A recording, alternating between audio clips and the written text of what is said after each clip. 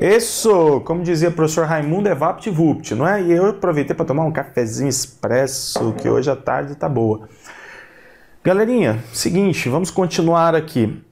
Nós vimos estratégias do Banco Mundial para diminuição de custos, até para auxiliar o Estado para que o Estado não gaste muito. Ou seja, uma política neoliberal, aquela ideia de Estado mínimo, aquela coisa toda. Só que existem também estratégias de atuação do Banco Mundial. A autora traz também essas estratégias de atuação do Banco Mundial. Então, o que seriam estratégias de atuação do Banco Mundial? É uma espécie de toma lá da cá. Então, o Banco Mundial faz assim, ó, eu financio projetos, tá? Eu participo da elaboração e execução de políticas públicas educacionais, que é a nossa ênfase aqui. Porém, eu tenho algumas solicitações a fazer, tá? Eu não vou nem anotar no quadro essa parte. Por exemplo, fixação de condicionalidades políticas. O que são condicionalidades políticas? O governo que está no poder, ele fica condicionado a ter que atender o Banco Mundial em alguns aspectos de natureza política, tá? Então, uma politicagem tremenda nesse meio aí. Segundo, renúncia ao acompanhamento rigoroso. Isso quer dizer o quê? O Banco Mundial decidiu, dos anos 80 para frente, decidiu não ficar mais acompanhando rigorosamente os projetos. Ele resolveu fazer de forma diferente. O Banco Mundial vai se dedicar à definição da política, à elaboração do projeto por meio de suas equipes. E aí o Estado vai ter que executar esse projeto que o Banco Mundial elaborou ou que foi elaborado sob sua influência, tá? A partir dos seus interesses.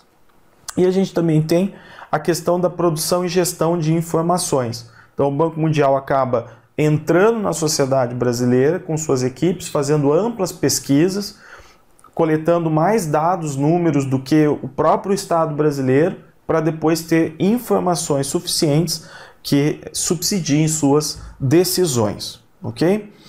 Bem fácil. Exemplo de pesquisas envolvendo, por exemplo, emprego e renda, nível de empregabilidade, renda, nível educacional, fazendo essas correlações, né, educação e desenvolvimento, até que ponto a educação leva a desenvolvimento, ou a que desenvolvimento leva a educação do indivíduo, essas coisas todas, para que depois o Banco Mundial possa tomar decisões e principalmente pensar na educação e nas suas políticas com base no princípio do custo-benefício. A ideia é sempre essa, custo-benefício, é gastar pouco e ter o melhor impacto e o mais rápido. Bem, mais um slide para a gente ver. Nós temos vários trechos aqui do texto. O texto é muito rico. Com base nisso que nós vimos, tem aqui, é possível perceber que a cooperação técnica e financeira do Banco Mundial não é uma interação neutra, mas constitui um mecanismo de difusão de concepções oriundas de instâncias internacionais. Uma concepção, por exemplo, um princípio maior, uma estrutura maior que nos é imposta é o neoliberalismo. Então, sempre políticas de cunho neoliberais, neoliberalismo, né? Especialmente aquelas que emanam do próprio órgão financiador. Estas incluem desde aspectos instrumentais, como modelos de planejamento e de gestão de projetos, então já se dá um modelo pronto, até formulações ideológicas capazes de orientar a agenda política do setor sob financiamento. Ou seja, um determinado partido político que está no poder, ele precisa adotar aquela ideologia, aquela forma de pensar imposta pelo órgão, para que possa receber, então, a contribuição, o financiamento, o apoio, etc. Bem, o que nós podemos perceber nisso tudo é que nos anos 90, na teoria, o Banco Mundial acabou, vamos dizer assim, modificando um pouco a sua retórica, né?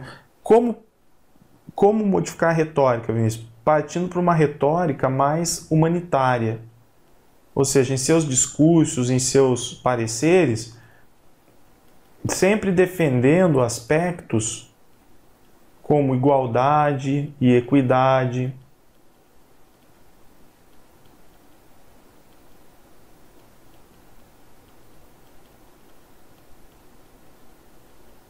igualdade e equidade. A gente pode falar ainda em essa igualdade e equidade, vamos colocar aqui, é social, tá? Igualdade e equidade social, defendendo discursos, por exemplo, pelo combate à pobreza,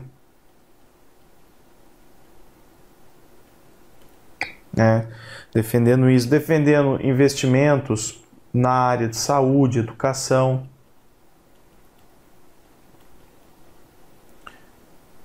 Mas isso, na prática, gente, não ocorre muito, tá? Isso aqui acaba ficando muito no plano da teoria. Por quê? Porque na prática, o que o Banco Mundial vai fazer é incentivar o Estado mínimo. Quando se incentiva o Estado mínimo, aos poucos vai caindo o estado de bem-estar social. E o Estado mínimo é dar o mínimo para que o cidadão possa viver, mas o mínimo não quer dizer que ele vá sair da pobreza e da sua condição social negativa. Então, na teoria, porque na prática isso não acaba não surtindo muito efeito. Até por uma ineficiência do próprio Banco Mundial e dos estados, dos governos, vamos dizer assim, né? Que captam a ajuda, porque muitos projetos não dão certo, simplesmente não dão certo. Tá? Mas você pode colocar aí, né, como observação, na prática, essa retórica aí se reduz à construção de um Estado mínimo. Está muito mais preocupado com a sua situação financeira, né, do que com a qualidade de vida da população. Bem, pessoal, o que também é importante nós analisarmos no estudo, eu vou aproveitar esse slide aqui, ó, aproveitar aqui em cima, um espacinho aqui, ó. Uma coisa antes que eu me esqueça. Entre os anos 70 e 90, então ocorreram... Meu Deus do céu, que 9 é esse? Entre os anos 70 e 90 ocorreram muitas parcerias entre o MEC e o Banco Mundial, e o BERD.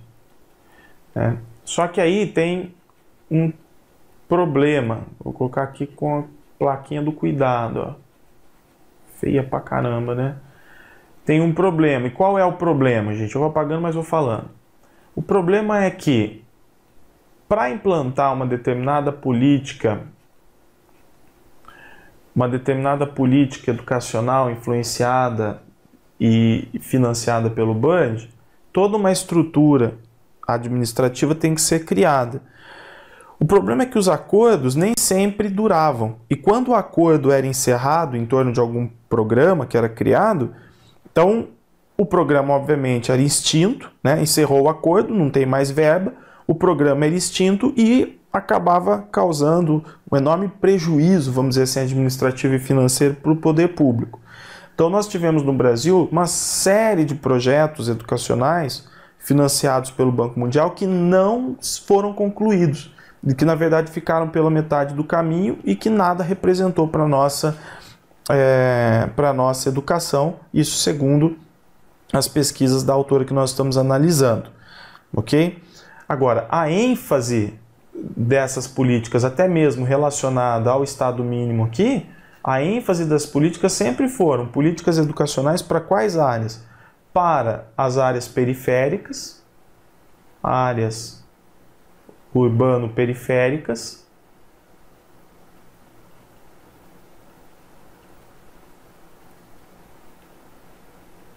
e zonas rurais. Ou seja, dá o mínimo. O mínimo de condições para que o indivíduo possa viver socialmente. E esse mínimo é sempre marcado por um ciclo de educação inicial, normalmente de natureza de alfabetização e tudo mais, e depois já em seguida ou concomitantemente preparação para o trabalho, né, para que a pessoa já possa se inserir no trabalho. Então uma coisa que tem que ficar bem clara para nós aqui, gente, diante disso tudo que nós falamos, é que no que diz respeito à ideia de descentralização e autonomia, né? Então essa descentralização é o seguinte: vamos descentralizar o sistema, vamos dar autonomia, descentralização, vamos dar autonomia para as escolas.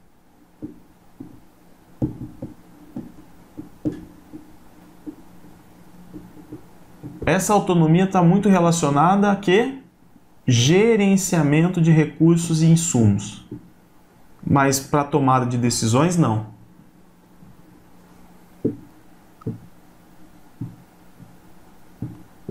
Aliás, um gerenciamento de recursos e insumos gera-se um fundo repassado às escolas e esse fundo deve ser administrado pelos conselhos de escola. Como diz o professor Vitor Paro, essa autonomia eu não quero, porque essa é a autonomia da administração da escassez, da administração da pobreza. Ok? Então, além do que nós vimos, mais esse ponto aí que é bem importante para nós. Agora, e no que diz respeito à formação do professor? Bird e a formação do professor. Vamos dar uma olhada aqui em um outro slide. Vejamos o que diz respeito à formação do professor. As qualificações dos mestres, certificados, referências, sucesso profissional e conhecimentos tendem a exercer uma influência positiva sobre o seu comportamento. Então, o que ele está falando? É interessante, quando o professor faz cursos, quando ele se certifica e tal, isso tende a dar uma condição melhor para ele de trabalho. Agora, vejam aqui, mas... Oh, meu Deus, cadê minha caneta? Ó, mas nada que seja necessário insistir sobre essa questão. Tá? Mas não é o que agrada, vamos dizer assim, não é o modelo de política que agrada o Banco Mundial. Em certos países, a formação dos professores não tem incidência positiva sobre o sucesso escolar. Em vez de exigir dos mestres um curso universitário complementar, seria mais proveitoso melhorar os métodos de formação e de seleção, além de desenvolver o saber e as aptidões profissionais em domínios precisos, métodos e técnicas gerais como microensino. Ou seja, ele está falando o seguinte, não adianta ficar dando curso para o professor, tem que treiná-lo para o dia a dia. Enfim, aqui ó, o treinamento no trabalho aumenta a eficácia pedagógica, particularmente após alguns anos de experiência no ensino. Então, treinar o professor no trabalho é mais barato do que tirar o professor da sala de aula e colocar o professor para estudar. Porque pagar para o professor ficar estudando custa caro. Em outras palavras, é disso que nós estamos falando. Nós estamos falando de se tentar formar sem gastar. Ok? Formar sem gastar. Por quê? O que é mais eficiente? Qual tipo de mais eficiente, mais interessante do que investir no professor e na sua formação é investir em bibliotecas,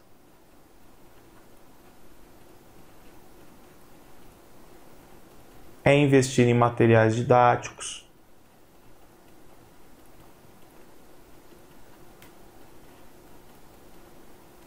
que muitas prefeituras fazem, porque o material didático do sistema tal, esse já faz o professor melhorar, dar um salto de qualidade, né? Investir em recursos tecnológicos.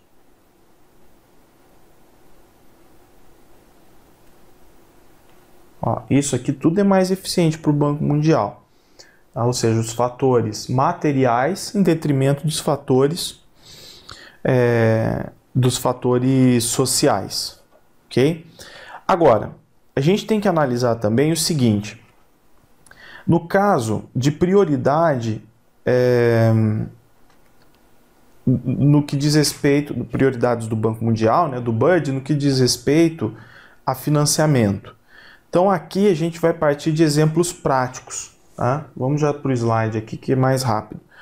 Então um dos exemplos trazidos pela autora, aliás ela vai trazer dois exemplos. Exemplo 1 é um projeto dos anos 90 que foi executado no governo de Minas, que foi o projeto Pro Qualidade. Olha lá, projeto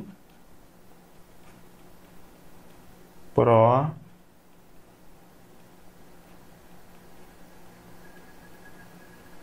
Qualidade. Tá?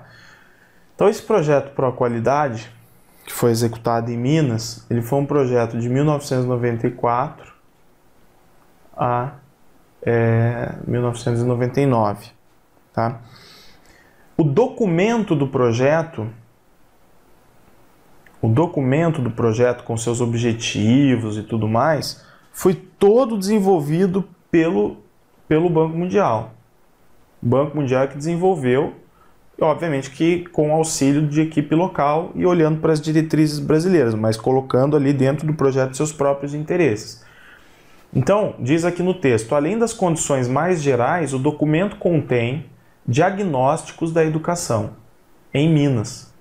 Enuncia as políticas prioritárias do banco, segundo as quais serão definidos os objetivos do projeto, as estratégias de execução, os critérios de avaliação, a distribuição de recursos para os diferentes componentes, entre outros. As exigências prévias incluem também os critérios do banco para a seleção de instituições de apoio e consultores externos, tipologia de cursos e métodos e conteúdos a serem adotados. Ou seja, a educação é brasileira, o cidadão é brasileiro, a instituição é brasileira, mas quem determinou tudo como deve funcionar foi o Banco Mundial. Tá? E isso vai acontecer também num outro projeto trazido pela autora como referência, o exemplo 2 aqui, foi um projeto no estado de São Paulo, foi o projeto Inovações no Ensino Básico. O projeto Inovações no Ensino Básico, que foi um projeto de 1995 a 99. Tá? Então, mesma situação. E um outro projeto também, que a gente vai ver daqui a pouco, de fundo escolar. Então, o que tem em comum nesses projetos? A maior parte dos investimentos que são destinados a eles são todos voltados para material, para equipamento, para infraestrutura. Uma pequena parcela para a formação de professor. E ainda o Banco Mundial vai mostrar aqui suas exigências prévias para que o projeto seja devidamente executado, né? Como nós vimos aqui, essas exigências. Outro projeto, ó. A distribuição de recursos do projeto Fundo Escola é também ilustrativa quanto à ênfase em aspectos físicos e materiais, aos quais são destinados cerca de 80% dos recursos. Apenas 2% são destinados à certificação de professores. Ó. Fica evidente que a preocupação nuclear do modelo de gestão é a administração dos meios ou insumos escolares. O objetivo central do projeto é instalar um processo de desenvolvimento institucional, estabelecendo estratégias, vejam, para que as escolas mais pobres possam funcionar, olha aqui a palavra, né? A expressão, pelo menos, em mínimas condições. É o que se quer, mínimas condições. Será utilizado um modelo mínimo de operação padrão, consistindo na elaboração de uma listagem, especificando um pacote de insumos e serviços, para que a escola possa funcionar em nível mínimo desejado, né, para a aprendizagem dos alunos. Então esse mínimo significa o quê? Eu tenho que ter um mínimo de materiais, eu tenho que ter um mínimo de equipamentos, eu tenho que ter uma estrutura física mínima, tá, para que ela funcione. Esse sistema é o sistema de gerenciamento que se cria a partir da descentralização da qual nós falamos. Agora, fica claro que as imposições do Banco Mundial são totalmente imposições unilaterais. Não se está negociando, são condições pré-estabelecidas. Condições pré-estabelecidas. Tá? Então, o que nós temos, o que a autora vai lutar é para que a política educacional do nosso país ela não fique restrita, né, a essas propostas de Banco Mundial e de outros órgãos burocráticos, tanto nacional como internacional. A gente precisa romper com esse processo. E como que nós vamos romper com esse processo? A partir da elaboração do projeto político pedagógico. Mas ele não deve simplesmente se coadunar com as propostas dos organismos internacionais. Ele tem que ter uma natureza emancipatória. Ou seja, é a real autonomia. Tem que se buscar a real autonomia da escola.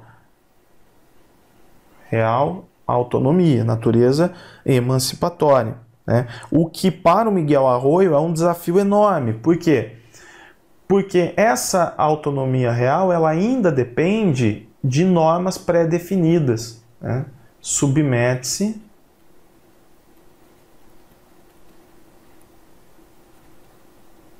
a normas pré-definidas. Então,